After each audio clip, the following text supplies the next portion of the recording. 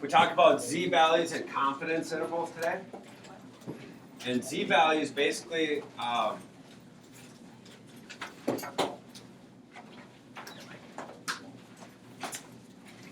z-values will tell you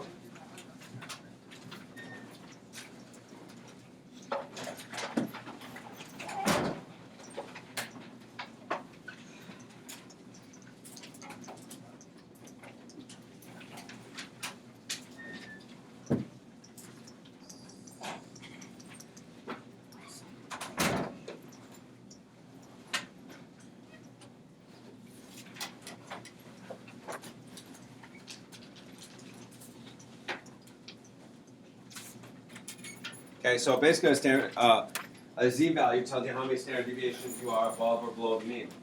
So, do you remember the kind of the rule we set up the other day? How many standard deviations above the mean should we go, and how many standard deviations below the mean should we go when we graph them? 3 above and 3 below. So if I give you a z-value that's 1.5, that means you're somewhere in between the second and third, or the first and the second, excuse me. So you go 1 standard deviation above, you go the second one, then you would know you're somewhere in between those 2 spots. So what this allows us to do is a problem like this, and we'll come back to it, but it takes somebody that has a test score on the SAT and somebody that has a test score on the ACT, and we can compare them statistically rather than just saying, oh, I think they're a better student. The 68, 95, and 99.7 rule, I've already shared that with you.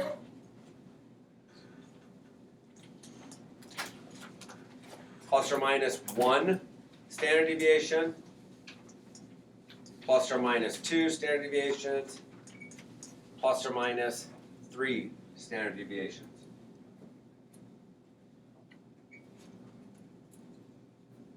So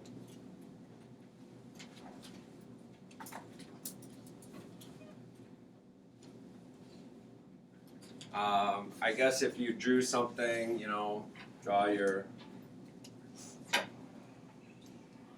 kind of your curve. If we put the mean in the middle, and then we go 1 standard deviation above, so this would be the mean plus 1 sigma, and this would be the mean minus 1 sigma. So going 1 deviation above, 1 deviation below, right? If we shaded, if you shade that, how much are you going to get if you do a norm shade draw thing or you do the normal CDF? What area are you going to get? Approximately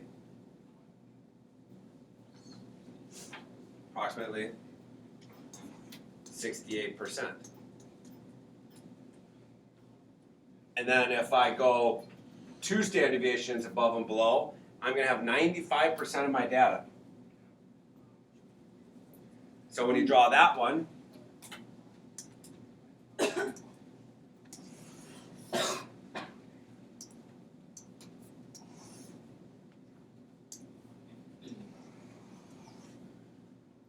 again, put the mean in the middle, and if I go mean plus 2 standard deviations and mean plus minus 2 standard deviations, how much is there? 95%. 95%. Now, when you have 95%, how much is that? 2.5%. How much? 2.5%. 2.5, right?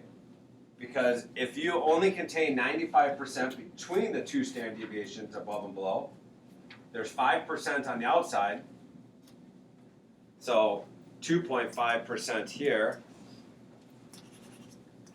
2.5% over here, and together that's the 5% that's outside the range, right? Is that kind of making sense? So by the time you get to that third one, we talked the other day, 99.7% of the data really, most of us would just say that's close enough, but there is 0.15 outside. So there are always a few extremes, some outliers maybe out there. So remember those, remember that rule. And if we go back up to a z-value, I guess I didn't write it down. A z-value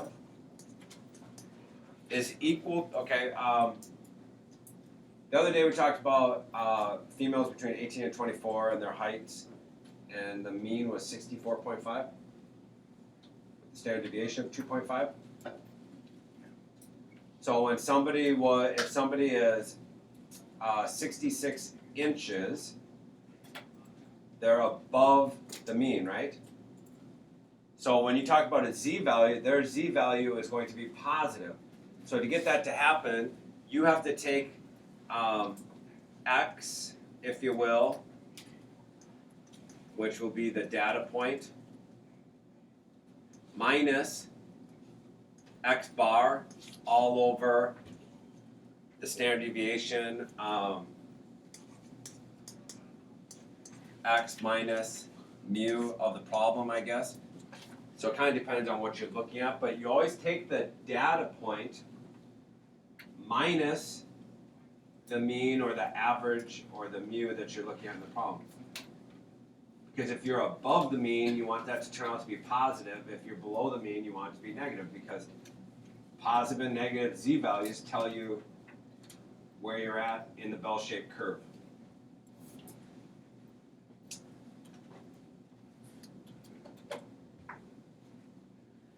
So if Eleanor scores 680 on the mathematics part of the SAT, the distribution of SAT scores in a reference population is normal, with a mean of 500 and a standard deviation of 100. So I'm going to do a z-score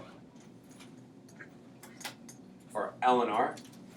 She had a 680, that's her data point, minus a mean of 500 divided by a standard deviation of 100. Her data point, the mean, and the standard deviation. So 680 minus 500 is 180, divided by 100 is a z-score of 1.8. So start with the mean. She's above one standard deviation, right? So remember there's 68% of the people are in this grouping. And she's almost to the second standard deviation, so she's not too many people above her, right? The second person, this one is Gerald.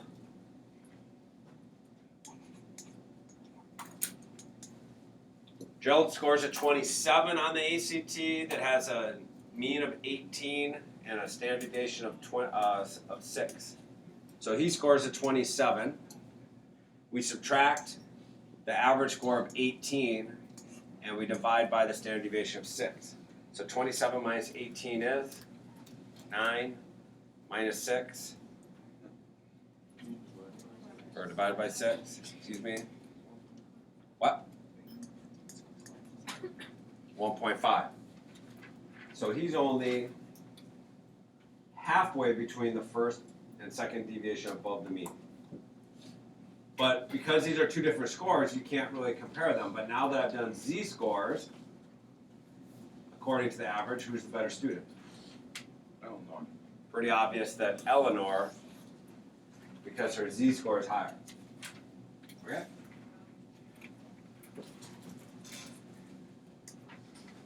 Suppose that IQ scores of Minnesota high school students are normally distributed with a mean of 105 points and a standard deviation of 12 points. Find the z-values for a score of 96 and a score of 123.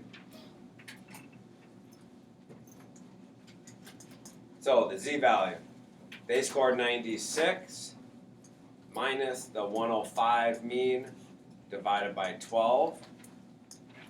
And then we also have a We also have a z-score of 123 minus the 105 divided by 12. So the red z-score, this person is below the mean. What's their z-score?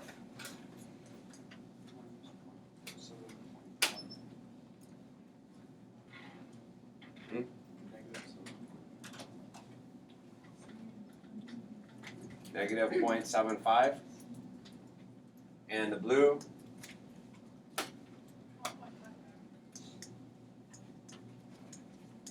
1.5? Okay.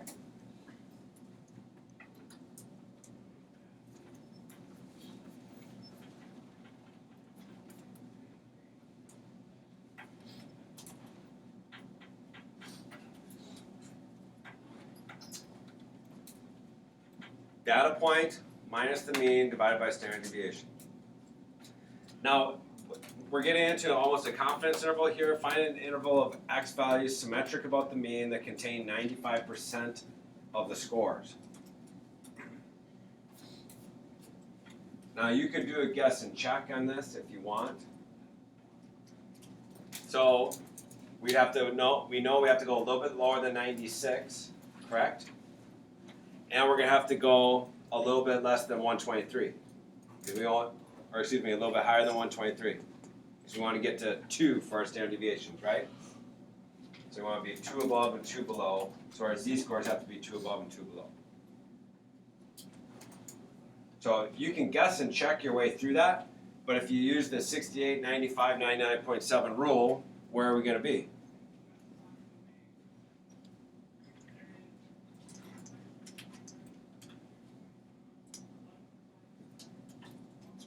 %. How many standard deviations above do we have to go? So the standard deviation is 12.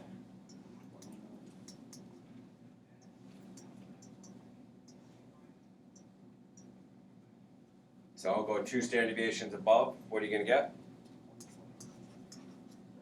Go 2 standard deviations below. What are you going to get?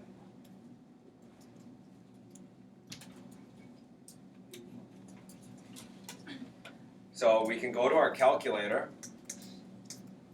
Excuse me. We can go, so just a review of last week, we can go second bars, takes us to the distribution. I can go to a normal CDF.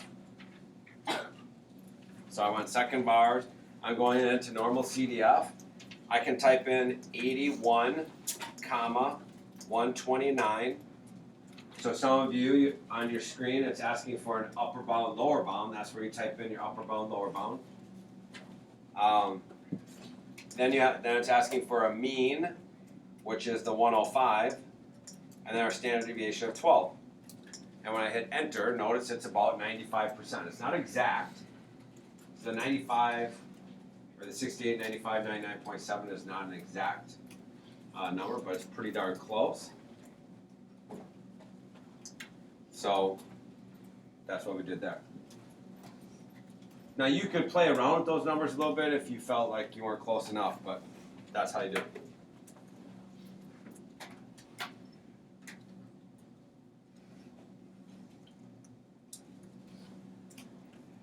You're going to work on this one very quickly with somebody sitting near you.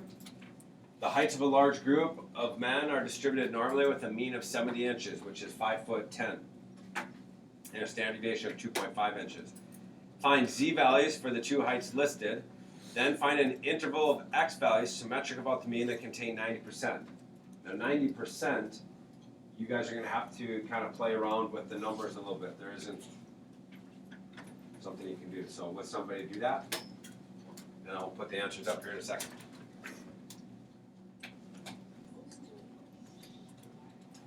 What'd you get for that first one? What'd you get? -1.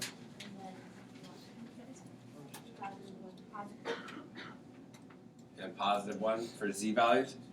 Okay. So again, the z value simply is the actual data point minus the mean divided by standard deviation This person is shorter than the mean, so they're going to have a -1. Now that one, you might have actually looked at it and said, oh, well, they're exactly 1 standard deviation below, so you didn't have, that's what a z-score is, how many standard deviations above or below. This one over here, same thing, 72.5 minus 70, and they got a positive one. Anybody find anything that's going to work for a 90%? So you do 1.75 for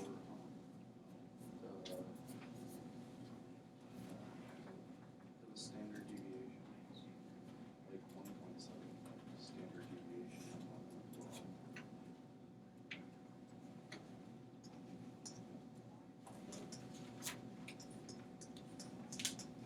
So you're saying a z-score of plus or minus 1.75?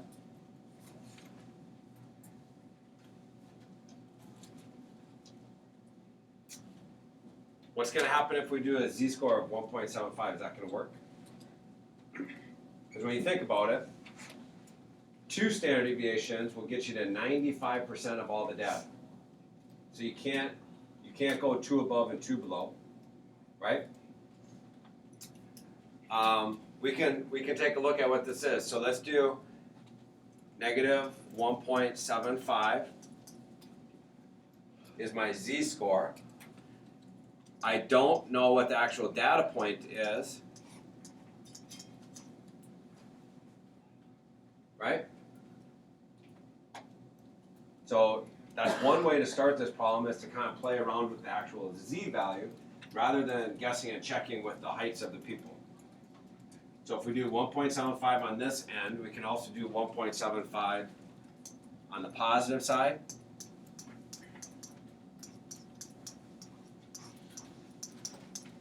So what do I have to do to solve these equations?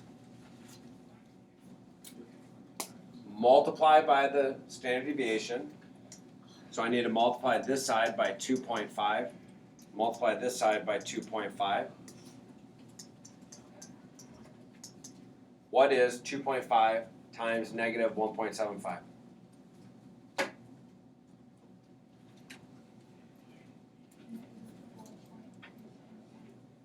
Negative 4.375. Is that what I heard? Now we have to add 70.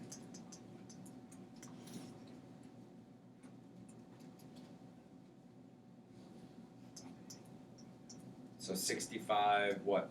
60, what? 625? Is that right? So a little over 65.5 inches. So 5 foot, 5.5 basically is what you're saying. And let's go over and do the blue one. The work is exactly the same. Multiply both sides by 2.5.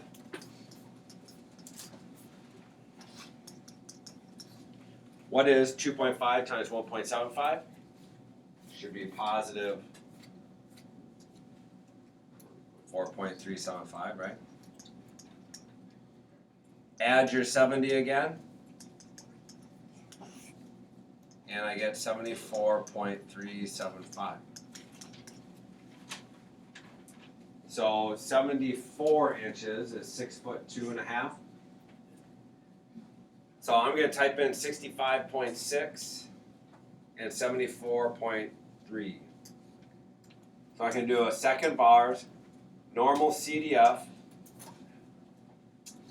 I just forgot, 65.6 for my lower bound, 74.3 or so for my upper bound.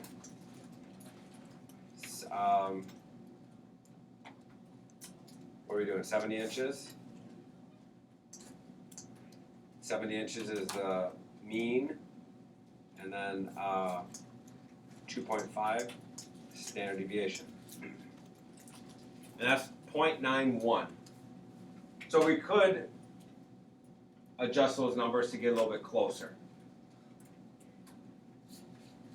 So there are people out there with statistics that have done the 68, 95, 99.7 rule, and then what they do is they they geek out a little bit, and they come up with even more rules.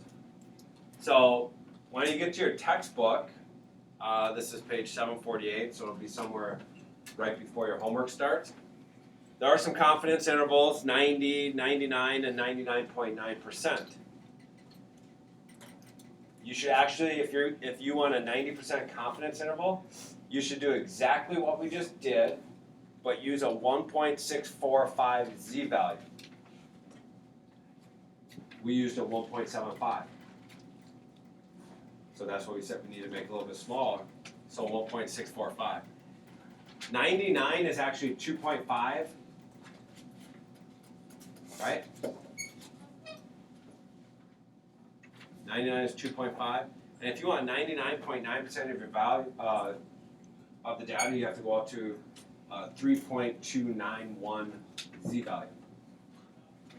So the other day we talked about if you go 5 standard deviations above or below, when you use upper or lower bounds, you should be fine. Also in that particular section, they draw a nice picture of what it looks like to be the 68, 95, 99.7 rule.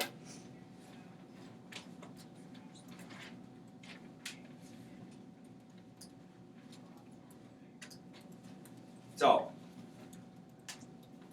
one of the things I would practice before you shut down this particular lecture is switch this number to negative 1.645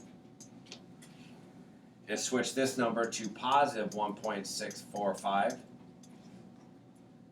And with somebody saying, no, you actually solve for it to see what the two heights are. Type it into your normal CDF to make sure you're a little bit closer to 90%.